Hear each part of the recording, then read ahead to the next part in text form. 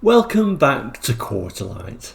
This is part 2 of the iconic Land Rover Defender story. Previously we looked at a brochure showing the 300 TDI. Now we've leaped ahead to 1998. So let's have a look at today's brochure. So here we have it, the Land Rover Defender brochure from 1998. And as the brochure shows, this is depicting the 90, the 110 and the 130 wheelbase models. The 90 being shown at the front. This is a station wagon, looks like a county station wagon. Gone are the county symbols on there, so not as recognisable as when they first came out, but the extra window at the top there, it gives a clue, as well as this nice colour. I'm not sure what colour this is. When I used to buy them, that would have been a Epsom green, but I think Epsom green may have been phased out by this stage. It may be Tonga green, I'm not sure. Like I say, showing the freestyle alloy wheels on this particular model, and a dog guard and lots of different extras on this particular model.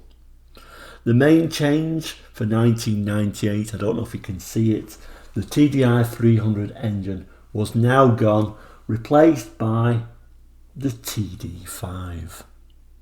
This was the first year that the Td5 came out, and we'll have a look at that in a little while. So let's open the brochure now. So here we have it, the first page of this brochure.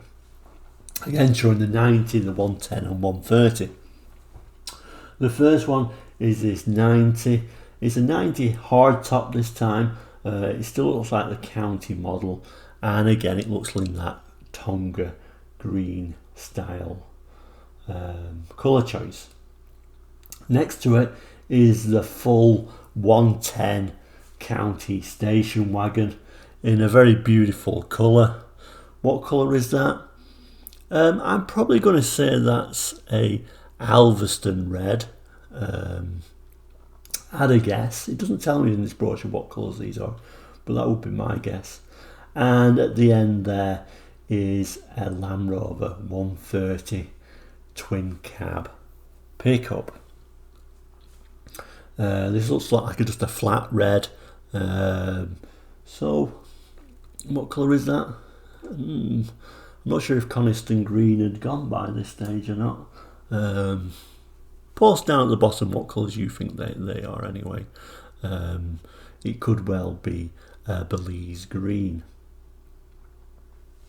On the other half of this page is text talking about the Defender. It says the hardest working vehicle in the world is indisputably the Land Rover Defender, working hard in extreme conditions. Globally, Defender is the choice for farmers, explorers, rescue services and defence forces. In the most appalling conditions, Defender pulls the heaviest loads, rides impossible terrain, always powerful, tough and totally reliable. Whatever the task, Defender is up for it. There's a choice of 3 wheelbases, 5 body types and 8 seating arrangements. You choose the configuration and nothing gets in the way of a Defender. Yes, it's showing lots of information there, although really the only major change from the previous brochure is that 300 TDI engine has been changed for the Td5. So let's look at the next page. And this is the first page that really tells you anything at all about the Td5. With a pedigree of 50 years of Land Rover innovation and technology, the Defender continues to evolve. The new 5-cylinder diesel engine, the Td5, gives Defender even more power, more guts, guarantee that no other 4x4 can match its technology and physical strength in extreme environments. The introduction of an anti-braking system, ABS, with electronic traction control, ETC, ensures that you will have total confidence when driving through most hazardous terrain or in the world's worst climate conditions. And here on the next page is indeed that Td5 engine. Power in the extreme, it says. The power to undertake the tasks. Vehicle loaded 3.5 tons towing a 4-ton lorry trailer with coupled brakes. The Td5 engine. Td5, the new 5-cylinder 2.5 injection electronic direct injection turbo diesel engine in its class, but outperforms many larger capacity diesel engines. Td5's economy matches its power, and with long service intervals, Defender will keep working for you, harder for longer. The electronic control unit, ECU, working in conjunction with the Td5 engine, sharpens the edge of Defender technology, giving the driver a smooth, rapid power response in both on-road and off-road situations. Defender, power and outstanding performance in the extreme. Well, that's what it says in the brochure anyway. Is the reality of this Td5 engine. Like we say, it was introduced in 1998 and was badged on all models as the Td5. In reality, the old 300 TDI could not meet Euro emission regulations, so that's the reason why the Td5 came in. The engine used electronic control system around about 11 horsepower more than that TDI, with improved refinement.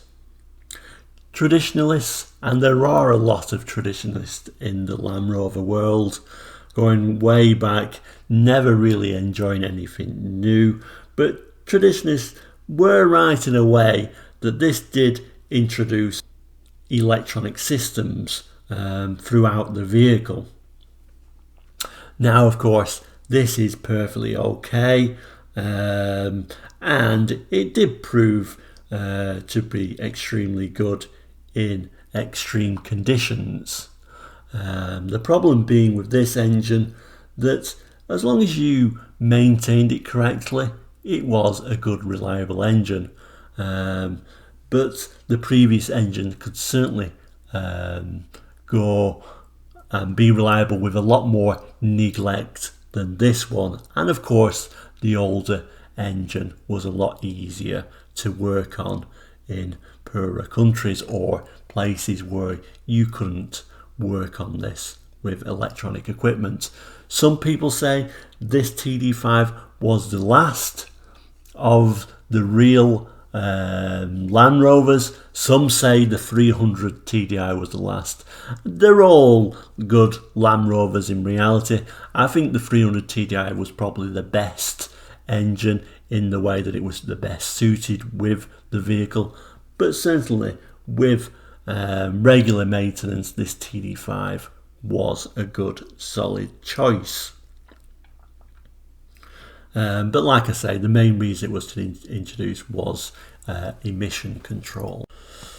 On the next page is another lovely picture of a Land Rover going up a rocky sort of like I won't say mountain, but certainly rocky terrain. Again, possibly Alderstone red, I'm not sure. On the next page, more off-road action in that same vehicle by the looks of it. This time it is a pickup with a canvas back on it. Basically the cheapest version was this sort of pickup with the soft canvas back. However, the great thing about these Land Rovers, if you wanted to change it and make it into a hardtop, that was always possible later on. You can also see on these Td5 models how the nose became slightly snout-like to fit that new engine in there. The next page is kind of like a common theme with these Defender brochures, showing it in sort of rescue type scenarios. So we've got the police, the ambulance, the fire, and of course the army. On the next page it shows the seating arrangements. This is going to be on the 110 station wagon. Still a very practical, versatile 10-seater, although not particularly comfortable if you're right at the back there. Them seats didn't give you an awful lot of support, and certainly I don't know if any of you have been in that centre front seat. It's not the most comfortable, as you don't really have anywhere to put your legs, but indeed it could be used as a 10-seater if needed. The next page is depicting the Camel Trophy. This looks like it's probably a 300 TDI and then a Series 3 later on, showing the history of the Camel Trophy and Land Rover going back many years. This next page is showing the all-round capability of Defenders. You can see the white high capacity pickup there in sort of a gardening stroke farming, carrying lots of barrels and plants, etc. You've got a county station wagon and a station wagon and various different vehicles moving around. The interesting one here is this nice 50th anniversary model. Now it doesn't really go into any details on this brochure about this anniversary one, but this was the 1998 Land Rover Defender 50th anniversary. To celebrate 50 years of Land Rover, they produced approximately 1,071 special editions. 385 stayed in the UK, 451 went to Japan, Germany 180, France 25, Holland 20, and Belgium got 10 of them. This special edition was essentially a North American specification station wagon. This meant it had a generous amount of extras as standard. Special paint, this is Atlantis Blue if you're interested. It only came in this one colour. It was also powered by a 190 horsepower 4 litre V8 engine, and that was mated to a 4-speed automatic gearbox, both which came from Range Rover. It also had air conditioning, front cabin safety devices, the roll cage as you can see, and each one of them came with a numbered plaque on the right hand side, making it quite a desirable and rare product now. I still think the diesels with the manual gearbox were a better choice, but certainly a very good looking Defender that made all the right noises. And that pretty much takes us to the end of this particular brochure, but as with many of these brochures, there was also the accessories. The accessory book, again as big if not bigger than the actual brochure itself for the Defender, again, and it covered the 90, the 110 and 130. Again, we had different lighting options, different carrying options, different body protection options, different winching and towing options. The winches generally came from Warren, something they refer to as touring options, styling options, interior protection options, alloy wheel options, and finally a little advertisement, if you will, that they are 100% genuine Land Rover approved parts. So there we have it. That was the 1998 Land Rover brochures and accessory brochures.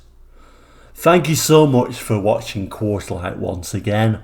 In part 3 we'll have a look how that Td5 engine didn't make it to other parts of the world, and we'll also look how different colours are in different parts of the world as well, with a special brochure from Nairobi.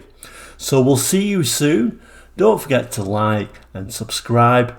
Take care, have a lovely day, and like I say, we'll see you very soon. Goodbye.